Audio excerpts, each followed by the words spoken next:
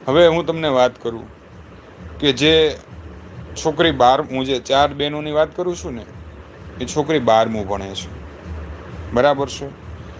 તો અમે પ્રિન્સિપાલને અમે બેઠા હતા ને,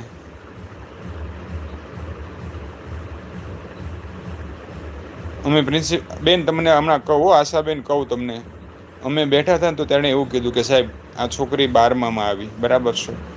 હવે એની પાસે ફી ભરવાના પૈસા નથી, તો એના મોસાળમાં રહેશે. તો કે આ લોકોએ એવું નક્કી કર્યું કે આપણે દીકરીનો સંબંધ કરી દઈએ, એનું વ્યવસાળ કરી દઈએ, જેથી કરીને સામેવાળા ખર્ચો ભોગવે.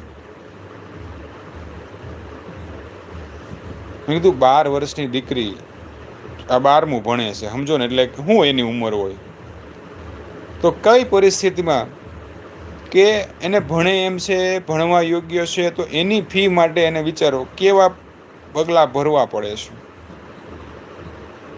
આ વાતથી મારું હૃદય દ્રવી ઉઠ્યું. મેં કીધું આજ